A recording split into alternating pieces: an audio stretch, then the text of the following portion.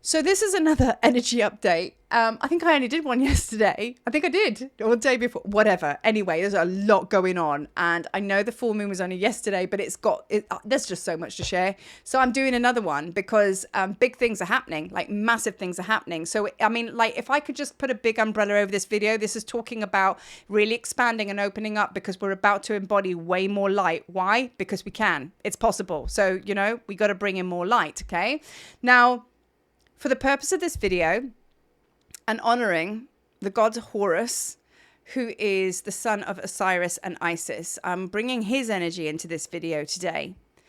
And I'm also bringing in the energy of Sekhmet and her divine presence, who's actually always here. But anyway, she's very much of this video today. The fire, the intensity, the reclamation of power.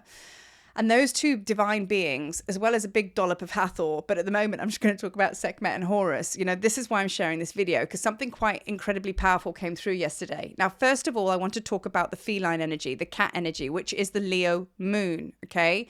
Now, I have 4 Maine Coons, all right? Because one wasn't enough. I have 4. We have Odin, Freya, Raharakti, and we have Ayahuasca.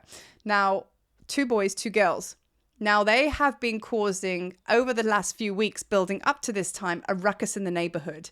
I've had people, basically these cats, because they're Maine Coons and they're very high vibrational, they go to people's places that need help. They activate them. They clear them. These people think that they're just setting off their alarms in their house or walking into the house and eating their cat food or their dog food, but they're not. They're actually doing really big energy work, but they do cause me a lot of trouble because the whole road hates me because of my cats, because they're out there, they're in your face. Now, they're in the hood now, middle of the day. Okay, it's 30 degrees heat. They should be chilling under a tree like a lion, right? Because it's hot. No, they are fighting. They're claiming their power. They're like, what? These are my animals. I'm like, holy sweet Jesus. Like, what am I going to do? You know what I mean? So these cats are like, whoa, they've really expanded in power. Why is that? Because I've just exponentially gone kaboom. So have you. So have we. So anyway, the cat's like kind of gone with that. So it's all very like fire, Sekhmet power right now, So Horus also made himself known yesterday because the divine masculine template has indeed kind of like kicked into action now. Union is really, really coming into play. But Horus has come to me, for many, many different reasons. But I'm going to bring them both, Sekhmet and Horus, into this space now. I'm going to kind of talk in a minute about what they're bringing, okay? Or rather more Horus. But the funny thing is, talking about this expansion in energy and power, okay? Funny story. Today, the Wi-Fi man came. I am a conscious creator, as you know, and I am doing all my Egypt tour videos, and I'm creating a brand new platform on Circle, which means that I got to be downloading and recording. So literally 10 tabs open.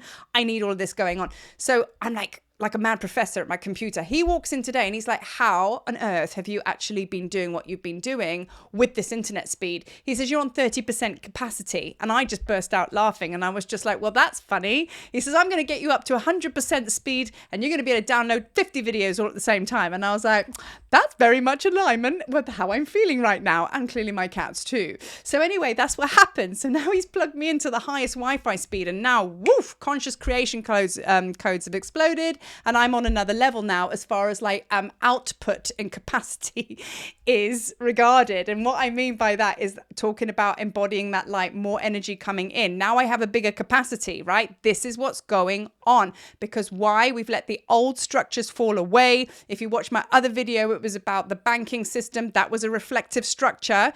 Our physical body's a structure, whatever way you want to look at it, the big stuff is falling away. So that's kind of like what happened, indication that it has gone or it's going, because now I've been plugged into a higher Wi-Fi. That wouldn't have been able to happen if I was still buzzing in the old world with the old Wi-Fi speed, right?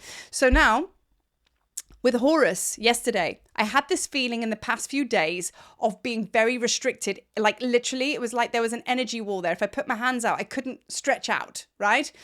And it wasn't like a block in my energy field. It was just felt like I was in a small room that wasn't small back then. All of a sudden, I've grown out of this space. It was weird.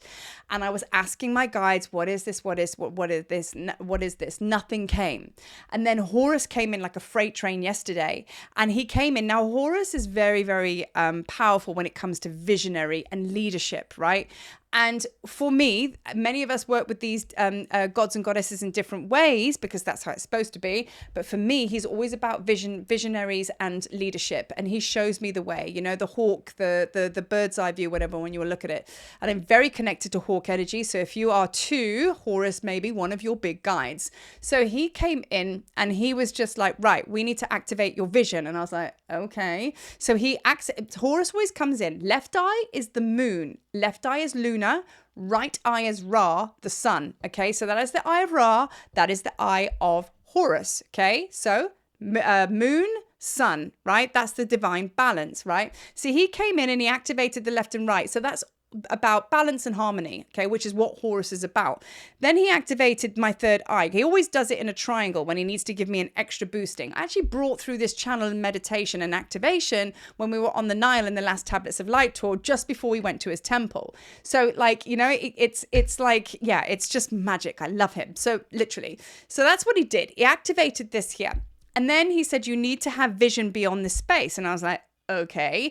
And then he started to lift my whole physical body and he made it very clear. He kept saying acknowledgement, acknowledgement, acknowledge, acknowledgement. So I was like, all right. So he lifted up my physical body while he was speaking those words, and he took my mental, emotional, spiritual, my light bodies with me, and he placed me up kind of like on a top shelf, like over there. And there was all this light and union coming in, and I was like, okay, this is nice. And the visionary thing was going on, and I felt now expanded beyond the space. And he said, you've got to let the old systems go, and you have to drop the body. So dropping the body is the old way. So basically the way you used to create, the way you used to think, the way you used to do everything, okay, is null and void. You've got to make peace with it. You need to acknowledge that you are letting go of the old structure.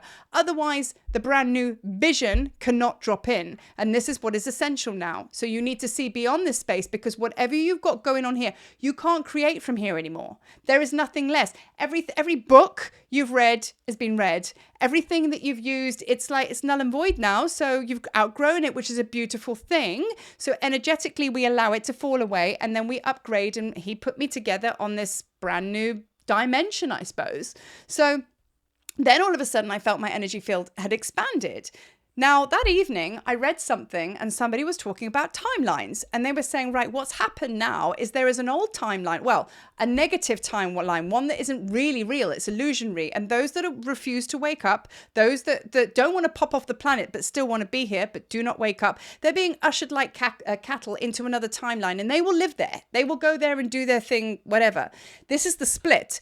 We starseeds, us light workers, have created something very different, a brand new Earth timeline, and we're now all moving into that one. So what's happening now is through the month of February, it's actually being physically felt, because I could actually feel this in my energy field, that I was like, well, what is this? I don't understand. It's the timeline. I'm now null and void in this room, and that's what Horus did. He lifted me up to get that vision. You're going over there, upgraded. So there's nothing else for me to do here. And if you do try and do it, it's going to be sticky. It's going to be old. It's just like, you know, why do you want to stay there? Do you know what I mean? You're like, get to the fresh energy, get to the new place, which is essentially where your soul's already gone to. We just need to catch all of ourselves up there. So you can't create from the old space. You got to go to the new one. Now, the other thing on this as well is the divine masculine aspect. All right. Now, we spoke 6 months ago, like maybe the best part of a year, but 6 months ago, they were talking about divine unions come in. And I said that when the energy divine union happens, it's happened in the energy part, but it does take a while for it to show up out there, because it does take a while to start forming, because it's got to come in energetically. It's got to combine, create. Everybody's got to get in alignment. And then we see the physical representation, the physical manifestation of that out there, and that's now. And I know this why is because I am so blessed to be married to my twin flame. Hasn't been easy though. But we have our wedding anniversary on February the 22nd. We've been married for 22 years. And our son, who actually was the one that kind of brought us together, he's 22 this year. Do the math. Anyway, 22 is a big year. So this is so I'm like, wow, this is union. Now, I have always regarded my son as a Horus, because every time I've gone to go and run the other way, away from my twin flame, my husband, which I've done often, he's always brought us back together again. Many stories that have backed that up. him coming into my womb, I was about to run. He came in and I ended up staying with my husband, which is my twin flame, who I adore like infinitely. So my son is basically Horus in my eyes. So all of us have that. There is what we call a twin flame triad going on, and that will be the two twin flames and a result of those twin flames, the third aspect.